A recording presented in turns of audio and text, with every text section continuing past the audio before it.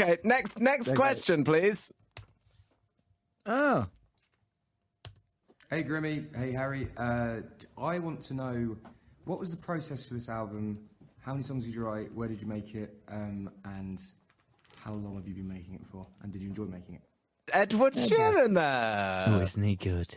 Oh, it's good. He's doing ever so well. I started the album I had to stop in the middle of the year for when the movie happened. So I did like 3 weeks at the end of February last year, and then stopped for about 5 months, and then came back to it in July, and then kind of did it until kind of nowish. I finished writing in like December. And did you, when you were doing the movie, were you just completely away from it? You were like not even thinking about it? Did you have time to think which about actually it? I think was good. Probably quite for good, me. yeah. Yeah, I think, one, because I think for a while before, all I'd thought about was like stressing about, you know, what it was going to be and everything.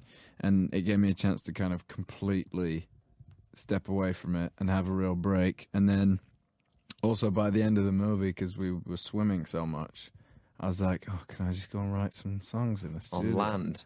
Quite excited for that. How often were you swimming in it? Because we did see all those pictures of you in the sea looking all like... Quite a lot. Quite a lot. Yeah. Yeah. I think, how many did we write? Wrote, maybe like 70, I think. 70? We did 50 in Jamaica, I think. 50? Yeah. Not 15? 50. Why do people do songs this? and ideas. It's a lot. But not, most of it, that's including like little ideas. Right, I'd say okay. full songs, maybe 6. 30. Yeah.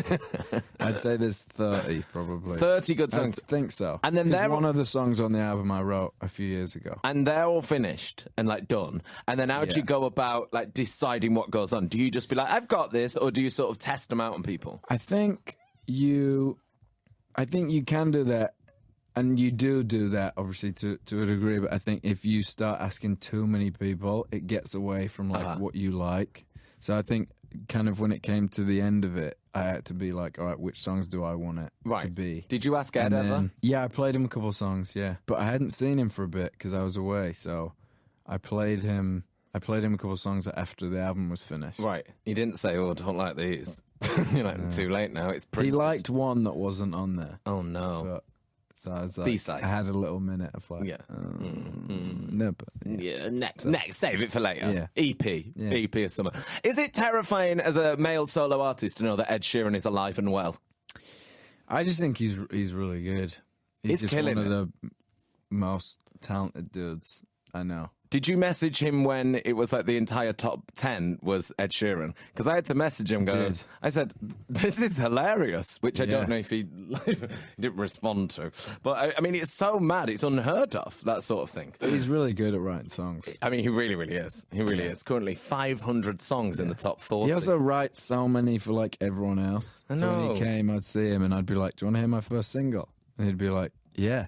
And then he'd go, do you want to hear everyone else's first single? I was like, yeah. Yeah. He's just written them all. Yeah. So Throw us a bone, Ed. Come on, I'm Yeah. sick of this radio life. Next one. it's my musical icon. I know you're involved in every aspect of your songs, from writing and producing to the mixing and the mastering. Is there a part of it that you enjoy as much as the recording and the performing? And also, you have a very eclectic taste in music that you listen to. So what would you say has inspired the style of music for your first release? My God, your mum thinks she's on Jules Holland. She was putting on like a bit of a posh accent there. She's trying to get a Radio 4 gig. Excuse me, what do you think has inspired your eclectic taste of music? You don't talk like that. What does she talk like? And it is on table. I don't even remember what the question was. I was too distracted. She wanted to ask something technical because she thought it would throw you. I think I like the writing part the most, and what inspired it. I don't know really. I think it's hard to not have influences from like what you grew up listening on. I think that's kind of. I think everyone reacts differently to like different types of music, and then really, I think I just I don't know. I was with like the guys I was writing with, and we just wanted to make like what we wanted to listen to. Right. And I think that's been the most fun part for me about making the whole album is it's like at the moment, I mean, in the least weird way possible, it's like my favorite album to listen to at the moment. Like I love listening to it. I think that's how it should sound. I think so. I think like if you put out something that you don't like stand behind and really love, then if it doesn't go well, then you could regret not doing what you wanted to do. Whereas, you know, if nothing happens with it, I love it. So I think that's kind of what you should do. Yeah. But I think that's been my favorite part of the overall thing is kind of listening to the album and making all the changes, and it's been fun to kind of like watch over it all. And I think people sense that, you know, like people know if you like the record. Or I know, like if I hear an album, I'm always like, or like Florence, I feel like really is a Florence fan. Right. Or like Rihanna, I guarantee listens to Rihanna music on her holidays. Right. Do you know what I mean? Like I believe that they're committed and not into themselves in a big-headed way, but they're a fan of themselves. And I think you've got to be. Yeah, I think you have to write. I think the thing is like, I think a lot of people, especially at labels and stuff, they like separate it, and they think because they work in music, it's like a broader understanding of music than people who listen. But I think we're all just fans of music. Yeah. So I think we made it as like the fan.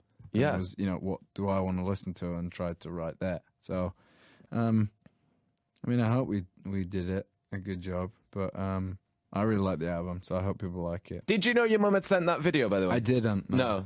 Do you like that your mum and I converse? It's like they're so worst. So there we go. Questions from Thanks the floor. for doing that. You're welcome. It was really annoying, That was actually. nice, yeah. Oh, sorry. But I wanted to do it for you. I appreciate it. But it was quite like, oh, God. Ed Sheeran was like, I'm on a plane. Can you contact me later? I was like, God, it's really hard getting over the four most famous people in the world. Chris Martin, Rita Ora, and Twist, Ronnie Wood, and Ed Sheeran. Thank you for your questions. Thank you for those. Great questions. Lovely people. Thank you, guys.